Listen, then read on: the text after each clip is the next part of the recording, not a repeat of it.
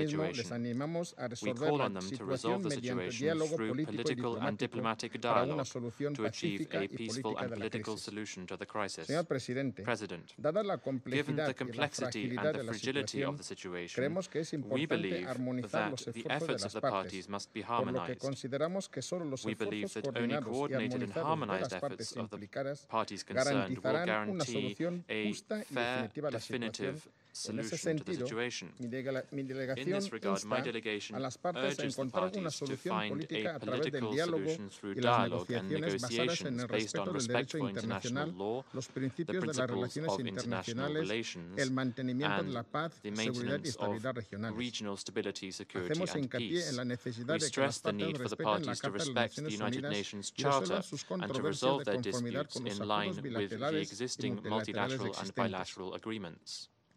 Para concluir, señor In presidente, conclusion, President, quisiéramos recordar we una would vez like más once a again las to partes remind que the la única parties that the solución a only la cuestión solution solo to puede the lograrse por issue vía can pacífica be mediante achieved through negociaciones directas, peaceful francas means, e through inclusivas. direct, En ese frank and sentido, inclusive instamos a las partes negotiations. a We que therefore actúen con call on the suma parties moderación to act para with the distender la utmost situación restraint, y to que de-escalate intensifiquen the sus situation, to esfuerzos step up their y se efforts, comprometan and a to evitar commit not acciones to que act in puedan any way escalar la that may tensión heighten tensions más adelante. further. Muchas gracias, Thank señor you. presidente. I thank the representative of Equatorial Guinea for his statement. I now give the floor to the representative of Ethiopia. Thank you, Mr. President. Let me first of all thank USG DiCarlo for her briefing. Mr. President, we have followed the situation around the Azov Sea. We are concerned by the rapid escalation of the situation in the area. It is vital that all efforts are made to reduce tension. We support the call by the OSCE today for the parties to exercise maximum restraint and refrain from taking actions that would further undermine the security and stability of the area. We also agree the need for the parties to address differences through political and diplomatic means. On the issue of Ukraine, we once again reiterate our support to the implementation of the Minsk Agreement for the peaceful settlement of the crisis. We believe it is absolutely imperative that the parties remain fully committed to the implementation of the Minsk Agreement and strictly adhere to Resolution 2202, which endorsed the package of measures for the implementation of the Minsk Agreement. I thank you. I thank the representative of Ethiopia for her statement. I now give the floor to the representative of the Netherlands. Thank you, Mr. President. And let me start by thanking USG DiCarlo for her update on the situation in and around the Sea of Azov. And at the outset, I'd like to support the procedural point that was put forward by the United Kingdom and Poland. And in line with Resolution 68/262 adopted by the General Assembly with an overwhelming majority on the 27th of March 2014, let me reiterate our full support for the independence, sovereignty, and territorial integrity of Ukraine within its internationally recognized borders. Less than a month ago, we sat in this chamber to discuss the situation in Ukraine, and it is clear that the volatile security situation in this part of the world needs to be addressed urgently. Mr. President, I will focus on 3 issues today: the events of Sunday, November 25th, the context in which these events are taking place, and thirdly, steps towards de-escalation.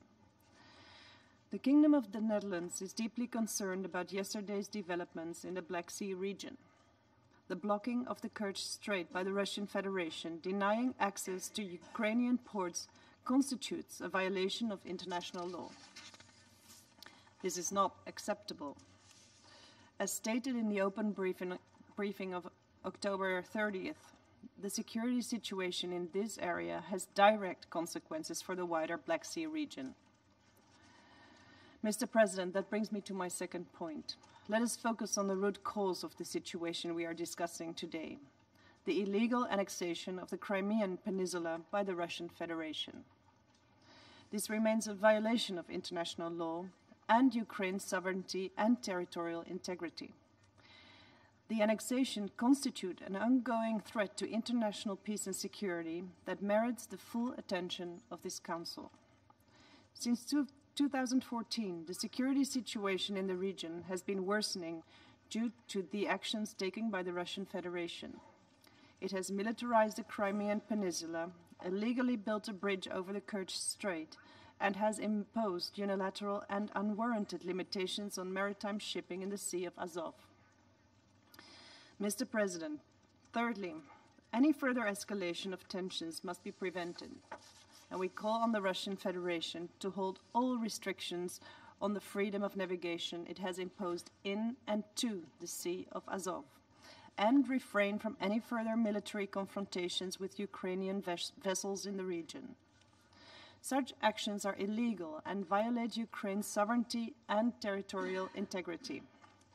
We furthermore reiterate the various calls from the international community, including from the European Union, on all parties involved to show the utmost restraint in order to prevent any further escalation of tensions.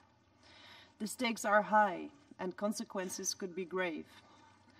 As said in the briefing on October 30th, the Kingdom of the Netherlands welcomes Ukraine's decision to seek arbitration under the United Nations Convention on the Law of the Sea, and we urge the Russian Federation and Ukraine to commit to this arbitration process and seek a peaceful legal settlement of this dispute.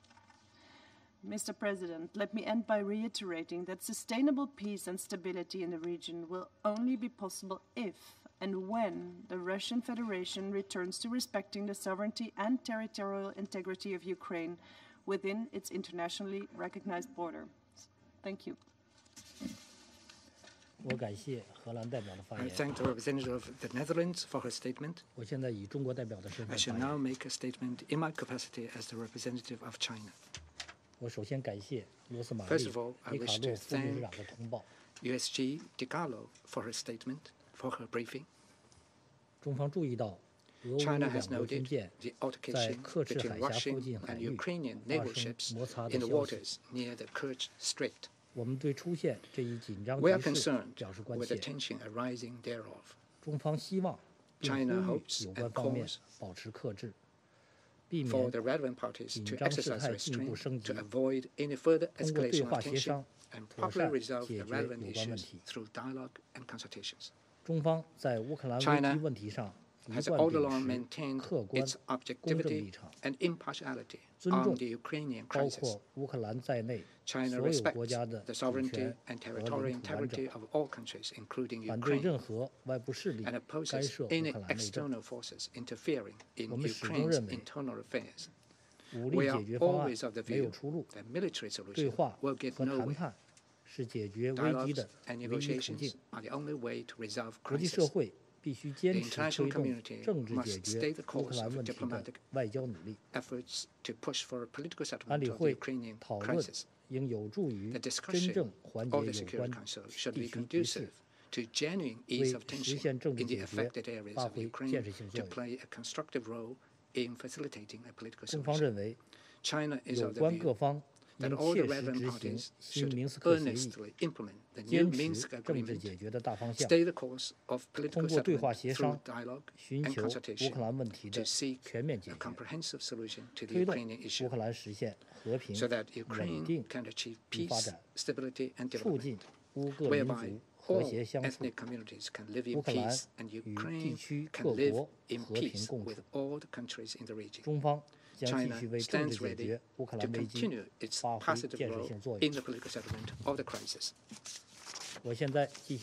I now resume my function as the President of the Council. I now give the floor to the representative of Ukraine.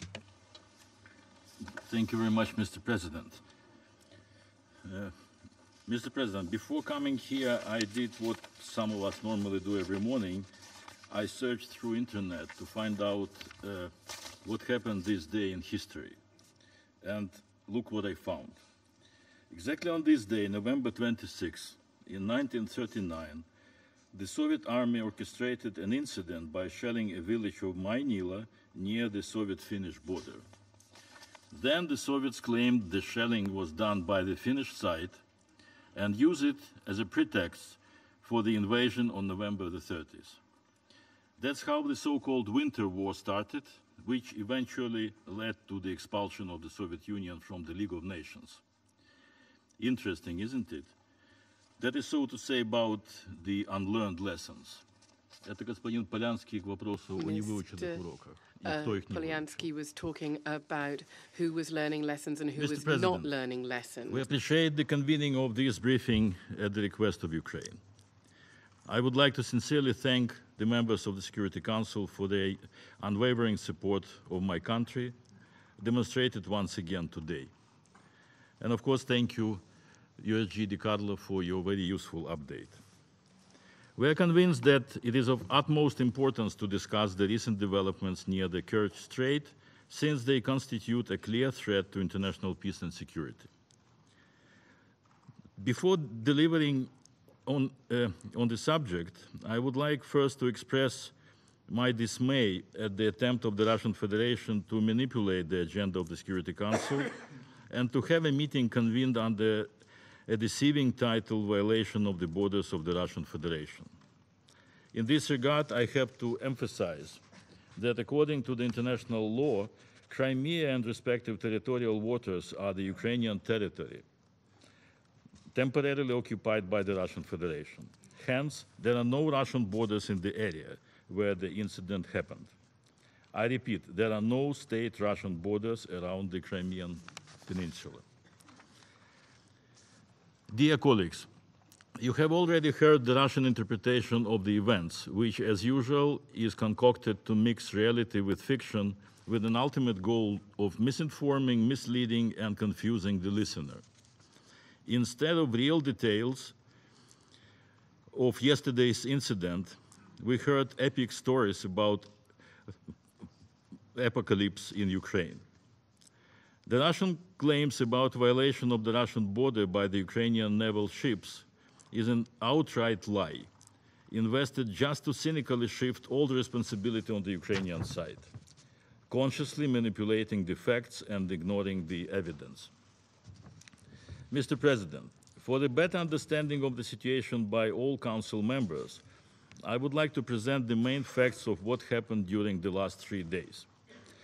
First of all, in accordance with the United Nations Convention on the Law of the Sea and Article 2 of the Treaty between Ukraine and the Russian Federation on cooperation in the use of the Azov Sea and the Kerch Strait, Ukrainian Navy enjoys full freedom of navigation in the Kerch Strait and the Sea of Azov, and therefore can pass through the Kerch Strait at any time.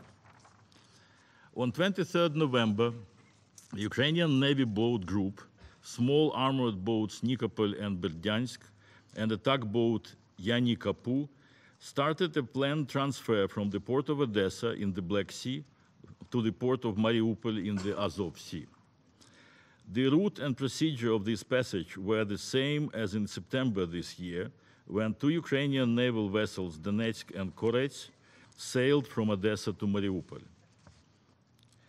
On 24th November, during the naval march, the commander of the Ukrainian naval group received a notice from the Russian authorities concerning the closure of navigation in the Kerch Strait area. However, the International Center for Navigation Control, located in Spain, did not confirm this notification. On 25th November, the Ukrainian commander requested twice the Russian Maritime Control Services the passage through Kerch Strait. He did not receive any answer. Later, the Russian Maritime Control Officer directed the Ukrainian Navy boat group to the so-called area of waiting. It was stated that Ukrainian vessels would be soon informed on the Kerch Strait passage procedure. And then all hell broke loose. Approximately at 8:39 a.m., a Russian Coast Guard ship made a ram attack against a tugboat Yani Kapu and damaged it. The video of this attack is available online. If you watch it, you will clearly see that the Ukrainian boat was trying to avoid the collision, while the Russian ship was deliberately carrying out the attack. I also have to warn you that if you happen to understand the Russian language, you will hear lots of profanities from the Russian sailors in that short video clip. After the ramming, the Russian vessels blocked the other 2 Ukrainian vessels from rendering assistance to a damaged vessel. All this time, the Russian vessels were trying to provoke Ukrainian seamen to open fire. At 1:22 p.m., Two Russian K-52 Alligator attack helicopters approached the Ukrainian cutters at their anchorage spot at the height of 50 meters. They openly demonstrated their missile armaments and the laser aiming device. After completing the dangerous maneuvering, the helicopters departed towards the Crimean Peninsula. From 1:40 p.m., Russia has physically blocked the passage beneath the so-called Kerch Bridge, having located there a tanker and later a cargo ship. After 7 p.m., due to the impossibility to pass the strait, the Ukrainian Navy ships headed back to exit the Kerch Strait. I repeat, they headed back, away from the strait and towards the open sea. They were immediately followed by a group of about 10 Coast Guard and Russian Black Sea Fleet vessels. There are audio recordings of communications among the Russian vessel commanders regarding the orders on how to proceed. These recordings clearly demonstrate that the Russian military vessels were given orders to attack the Ukrainian vessels after the latter started to withdraw from the area. Approximately at 8:30 p.m., the Russian side carried out the shoot-to-kill order. I have all these recordings even in my telephone, but I will not waste your time, of course. I will just quote a couple of exchanges which were intercepted. There is a conversation between the base in Kerch and the Russian boat called Izumrud. Hands up, everyone on board, hands up. Surround your arms, we will shoot to kill.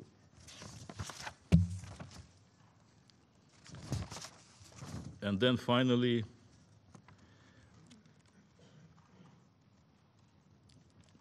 well, who was carrying the shooting? It's from Izumrud. I cannot connect with Izumrud, there is a commotion in the air. They are shouting, the Ukrainians are sinking, and what is going on with them, I don't understand. And then the commander from Kerch is asking, who gave the order to shoot to kill? And the captain of Izumrud replies, it was me, according to your previous orders. So the vessels, the Ukrainian vessels Berdyansk and Nikopol were damaged. After the Ukrainian vessels were forced to stop and they were seized by the Russian FSB special forces. 6 Ukrainian seamen are wounded, 3 of them seriously, and according to the previous information, 1 is in a critical situation.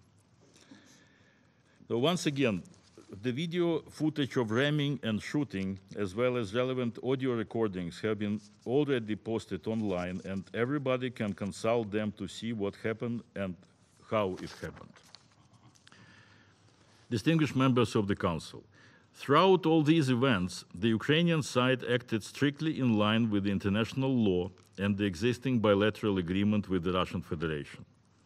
Ukraine's right to cross the Kerch-Yenikal Canal is guaranteed by paragraph 1 of Article 2 of the treaty between Ukraine and Russia on cooperation and use of the Sea of Azov and the Kerch Strait from 2003. The treaty clearly provides for the freedom of navigation for both civil and military vessels of Ukraine and Russia in the Sea of Azov and the Kerch Strait. Now, this is the treaty that was signed by the current Russian government. Господин Пафранский, вы не будете отрицать сегодня, что этот договор вами подписан и должен выполняться. Has been signed by your side and needs to be upheld.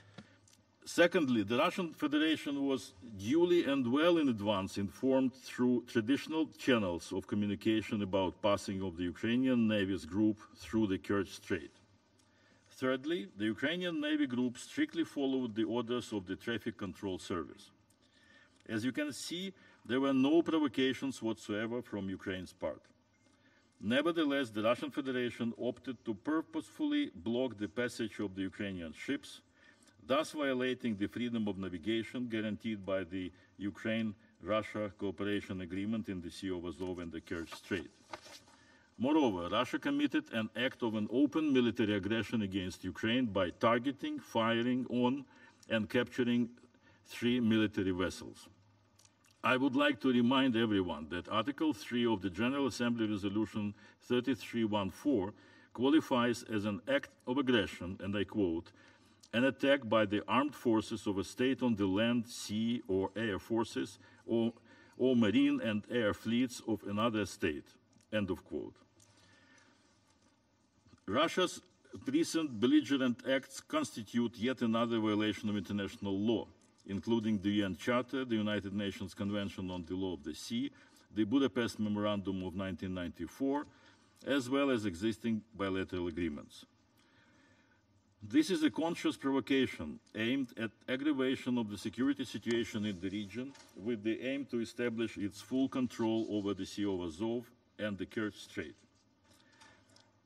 There is an irrefutable evidence that the recent Russian aggressive actions were planned and authorized by the top Russian military leadership. Mr. President, the restrained reaction of Ukraine clearly demonstrates that we are committed to solve the current situation by peaceful means and in full compliance with international law and existing bilateral obligations. Nevertheless, further escalation of the situation by the Russian Federation should not be ruled out.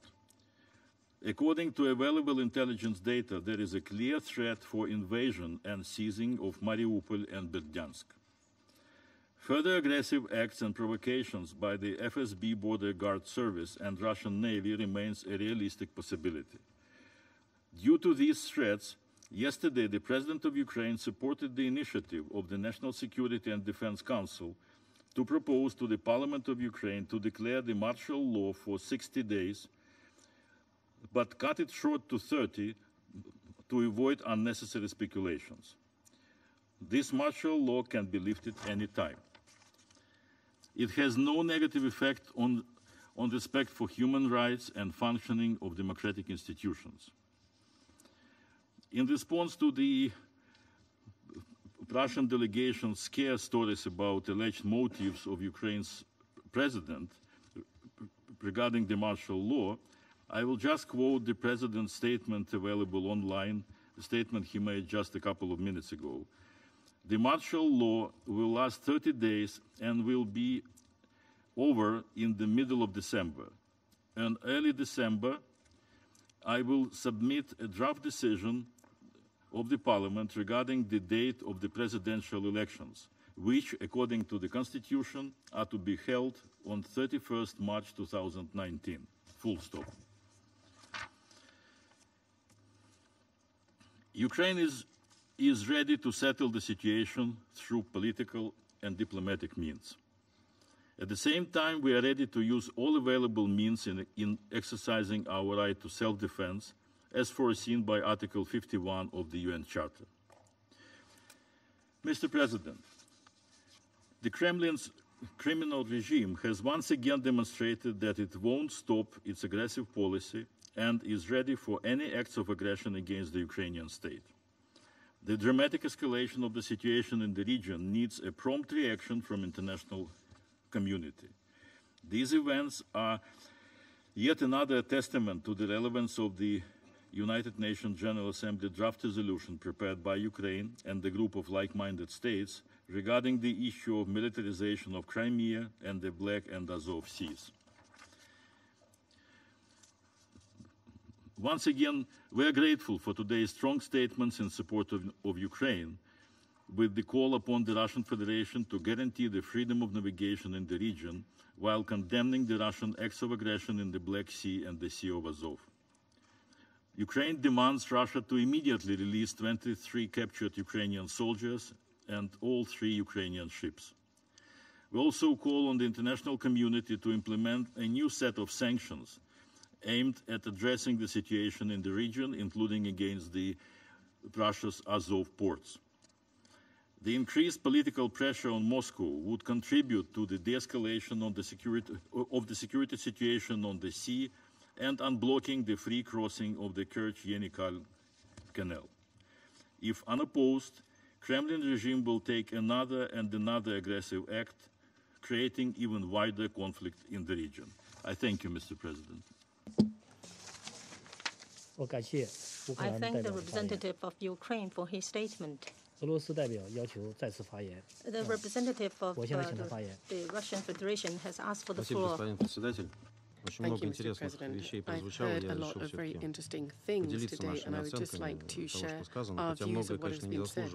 Although, of course, much of it does not warrant being talked about. Much has been very predictable. First of all, I'd like to say that once again, we have been justified in our proposal to hold a meeting under another item agenda was absolutely right. Because today, people have been talking about whatever they wanted, annex, occupation, aggression, and once again, apparently we also have annexed and occupied the Sea of Azov. That's something new to us. We didn't know about that. But the main topic here is something that not many people have talked about, in fact, apart from Vladimir Yurich, who predictably talked about some incidents that I'll come back to. So why did the Ukrainians feel that they were able to use that area, but they moved to an act of provocation and subjected their own sailors to a risk of their life? And nobody's managed to answer that question. Nobody even referred to that. So that could be perceived by as being carte blanche for Ukraine to carry out acts of aggression and to pose a threat to the entire region. And given what the Ukrainian representative said, that is exactly what Ukraine thinks. I'd just like to correct what some speakers said. What was said by Ms. De Carlo, it was a bit odd. She seemed to mix up Crimea and the Minsk agreements. And I do hope, madam, that you have read the Minsk agreements. I'm sure you're well aware that no mention whatsoever is made there of Crimea. You also urged the sovereignty to be respected. Surely the sovereignty of the Russian Federation should be expected too. At least that is our understanding of what you believe. Ms. Haley also touched upon the fact that Crimea is part of the Minsk agreements too. And Ms. Haley, perhaps it seems that you're saying now that the Sea of Azov is part of the Minsk agreements too. Perhaps I just misheard. But unfortunately, that is really astounding. In a previous meeting, Mr. Nebenzia, our permanent representative, talked about he gave an entire analysis of the Minsk agreement. He went through it really paragraph by paragraph, and despite that, we have to hear these egregious things. Now, as regards the incident itself, well, there are many questions. Of course, the investigation is underway, and of course, we will share the outcome of that, but I don't want to predict what is still a hot topic. But I'd just like to highlight 2 points that have not yet been mentioned. But clearly they pertain to this, and they need analysis. For example, one of the vessels, there were 2 staff members from the Ukrainian security services, and they had a mission to act in a certain way. And there's another small detail, but it's an important one. The Ukrainian party violated our border in a particular place that up until 2013 was part of Russian territory. If we're talking about crime, and not talking about Crimea, rather, not talking about Crimea. So they came up from the south. So this was a gross act of provocation. There's just no other qualification.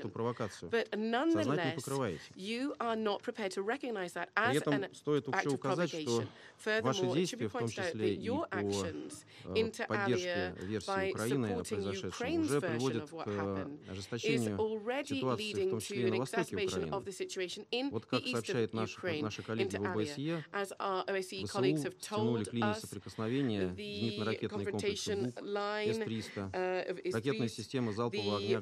there have been shellings, etc. in that area.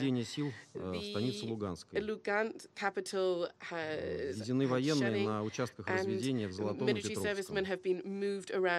Силами 72-й бригады ВСУ захвачен населенный пункт Рассадки на Светлодарской дуге. Понимаете, это конкретные вещи, которые свидетельствуют о нарушении Минской договоренности. Все остальное, многое из того, что, во всяком случае, говорилось сегодня здесь, не имеет никакого отношения. И вы эти факты абсолютно игнорируете.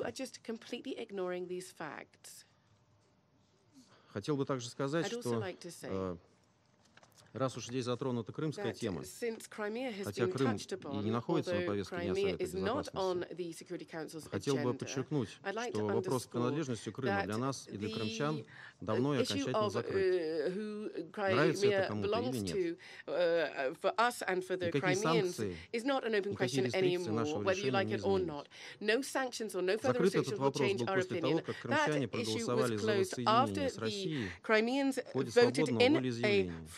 Election and referendum to become part of Russia. That was a referendum on self-determination. Many people are asking, well, did they know what would face them given the current geopolitical anti-Russian project in Ukraine? Of course, people had no illusions. They knew what would happen. Now, does Russia regret what has happened? No, in no way, shape or form. Furthermore, I'd like to say that the majority of Russians are proud of what has happened. На защиту крымчан, сегодня они погибали бы от пули снарядов ВСУ, как погибают русскоязычные жители на Донбассе. И погибают только за то, что хотят говорить по-русски, учить по-русски своих детей, и чтить тех, кто освобождал Украину от фашистов, а не сотрудничал с ними. And these are Russian-speaking people who protected the area from the fascists.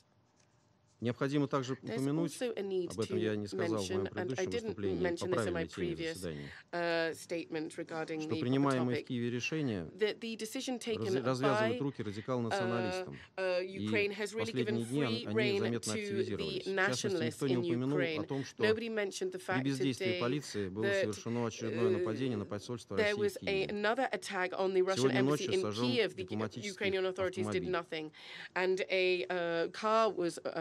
Радикалы по-прежнему угрожают штурмом взять диппредставительство. Я так понимаю, что реакции от вас ждать не приходится никакой. Это нормальное явление. Мы требуем от украинской стороны обеспечить полную неприкосновенность и безусловную неприкосновенность посольства и генеральных консульств России на Украине в соответствии с нормами Венской конвенции о дипломатических отношениях 1961 года и привлечь виновных в нападении к ответственности. Господин председатель, поскольку вы представляете Китай, я хотел бы напомнить вам известное высказывание Конфуция о том, что очень трудно искать черную кошку в темной комнате, в особенности, если ее там нет. Так вот сейчас, господа, вы занимаетесь ровно этим, рассуждая о мнимой российской агрессии, не касаясь темы нашего заседания, из-за чего мы, собственно, собрались.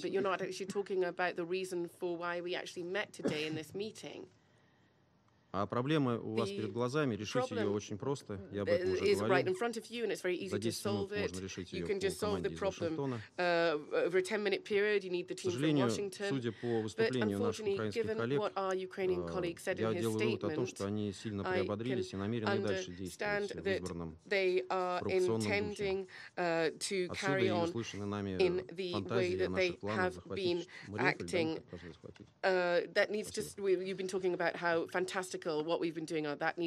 В завершение хотел предупредить, что проводимая Киевом координация США и ЕС линия на провоцирование конфликта с Россией чревата самыми серьезными последствиями. Мы будем жестко пресекать любые посягательства на суверенитет и безопасность Российской Федерации, включая акваторию Азовского и Черного морей. Надеюсь, это всем понятно. Благодарю за внимание. I thank the representative of the Russian Federation for his statement. And the representative of Ukraine asks for the further statement. Now I give him the floor. Thank you, Mr. President. I will be very brief, because I think I was clear enough in my previous statement, and it needs no further explanations. I'll just say that starting from spring 2014, we hear a lot of Russian epic stories about, Crimea is ours, Krim nash, and Ich tam нет in Russian, which means we are not there. That's about Donbass. And I think everyone, at least in this building, is fully fed up with all these stories. My short remark is just, specifically for Mr. Polyansky knowledge, that the Kerch Strait can be approached only from the south because the Azov Sea is located to the north of the Black Sea. And when you said that the Ukrainian ships were cynically, nachalno, moving to the north, trying to enter the Kerch Strait, what did you mean? I didn't understand. They were attacked by the Russian Navy while they were moving from the Kerch Canal to the south. I thank you, Mr. President. I thank the representative of Ukraine for his statement. No more speakers inscribed on the list of speakers. The meeting is adjourned.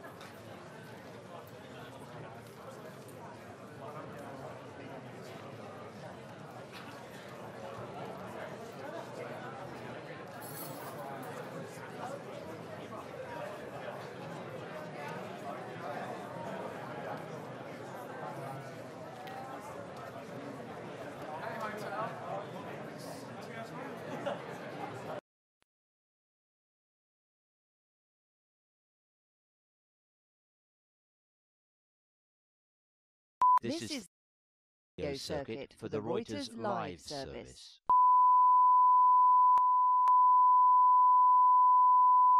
This is the primary audio circuit for the Reuters live service.